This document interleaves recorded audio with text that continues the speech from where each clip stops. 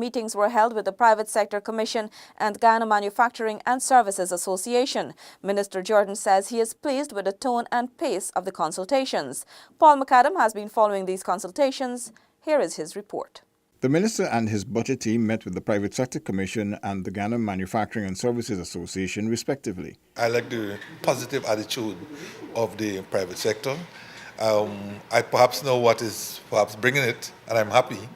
For the first time I've seen the private sector, for example, in the Private Sector Commission, actually telling us that they're prepared to do certain things, and they said publicly that they're willing to support us. Particularly the local content one, that was for me a bit surprising, given what we will be hearing. But that is a real positive development. I also like the whole tone of these discussions. They are more engaging. Minister Jordan described the consultations as a meeting of the minds. There's a bigger willingness of the private sector to engage with the government, and we have stressed this public-private partnership in a number of ways with the private sector, with the Private Sector Commission.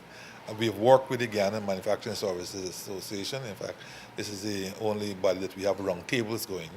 And as you could have seen, it has worked very well for them. They've got quite a few benefits. I'm looking to see more benefits for them in the upcoming budget. Some of them we can work with, others we perhaps will work around and tinker with. The day's consultations began with a presentation from the PSC led by Chairman Desmond Sears.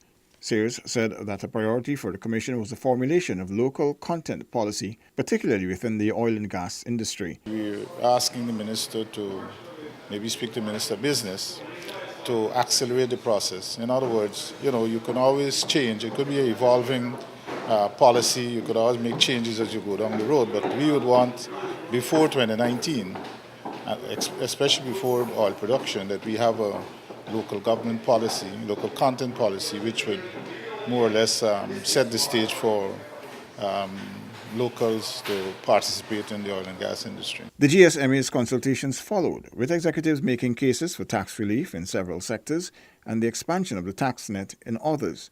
There were also calls for revised legislation and the need for the Guyana Revenue Authority to monitor overseas companies for the possible dumping of cheaper products, which could be detrimental to local manufacturers. Requests were also made for more government support towards the hosting and expansion of the Uncapped Expo, which has been a success since being implemented. Budget 2019 consultations continue on September 12th at the Finance Ministry's boardroom.